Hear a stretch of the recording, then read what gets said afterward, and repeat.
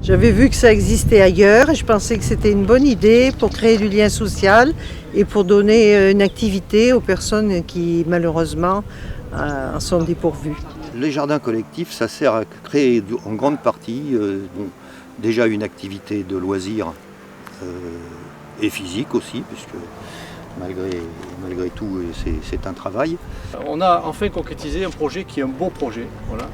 En plus on l'inaugure aujourd'hui dans le cadre donc, des journées portes ouvertes, mais dans le cadre des journées de la semaine citoyenne. Voilà, ça a du sens, ça veut dire que effectivement ces jardins ont été ouverts à la population nyonçaise. Mais ce qu'on a souhaité avec l'association, c'est qu'elle soit ouverte à tous. Donc on a travaillé sur plat, on a déterminé 32 parcelles d'une moyenne de 75-77 mètres carrés chacune. Donc ça fait déjà un joli, comme vous pouvez le voir, un joli terrain pour chacun. Donc après on s'est associé avec les 4 associations qui sont Solidaires Nyons, Anaïs, Foyer des jeunes travailleurs et Carrefour des habitants. Et on a étudié la possibilité de faire des jardins dans ce lieu. Alors ici, au niveau des jardins, il y a des personnes seules. Dans le principe de la mixité sociale, voilà, ça a été des personnes seules, des jeunes, des plus âgés, des familles, pour que ça représente vraiment toute la population de Nyons. Donc il y a des gens qui ont des enfants, certains viennent avec leurs enfants pour cultiver leur jardin. Et on a distribué les parcelles en fonction de faire de la mixité sociale. C'est-à-dire on n'a pas mis tous les gens du même quartier les uns à côté des autres, de différentes professions, tout ça on a mélangé un peu tout le monde pour dire qu'il y a de la mixité sociale et qu'il y ait des échanges sociaux qui se créent entre les jardiniers, ceux qui savent beaucoup jardiner, d'autres qui ne savent pas trop jardiner ou pas du tout. Voilà. Donc c'est des personnes seules aussi également. Si quelqu'un voudrait prétendre avoir une petite parcelle ici, il doit s'y prendre comment? Alors pour ça, il faut s'adresser à la mairie, au CCAS. C'est ouvert à tout le monde. Déjà, il faut habiter Nyons. C'est le premier critère, être résident à Nyons. Et après, le but recherché, c'était de créer de la mixité sociale.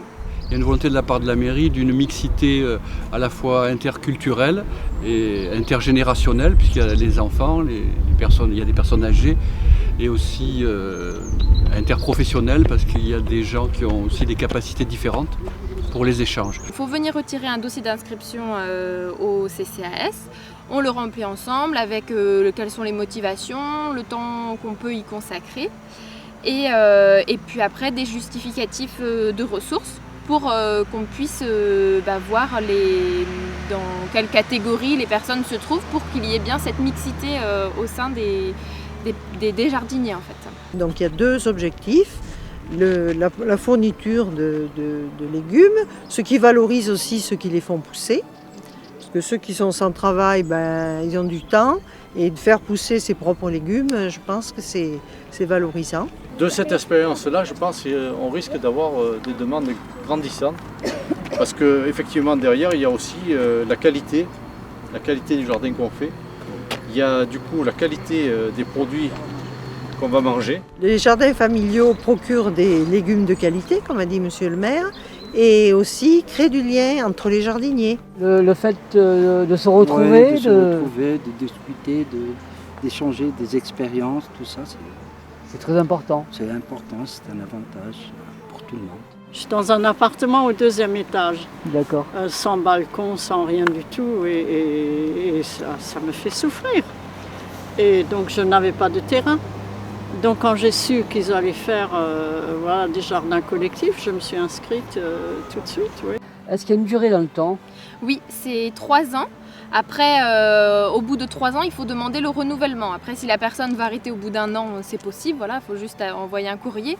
Et puis, le CCAS peut arrêter la mise à disposition du terrain si ça ne remplit pas certains critères, comme la culture biologique ou la revente des produits. Enfin, voilà, il y a un règlement intérieur à respecter. D'accord. Si le règlement n'est pas respecté, on peut mettre un terme.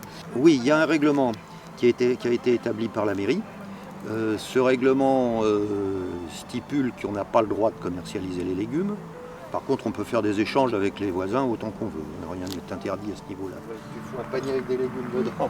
Donc les jardins collectifs, c'est un peu ça. Il y en a 2 qui travaillent Et tout le monde Voilà, il y en a 2 qui travaillent pendant que les autres regardent. D'accord. Après, ils vont aller s'occuper du mien de jardin, parce que sinon, ça avance pas. Moi, je trouve ça. J'ai pu m'éclater enfin parce que j'avais enfin un grand terrain. Il y a toujours, on a toujours besoin de quelqu'un dans la vie, donc collectif, pour moi, c'est... Moi, j'aime bien les gens. On est isolé et si on ne va pas vers les gens ne viennent pas à vous comme ça pour rien, quoi.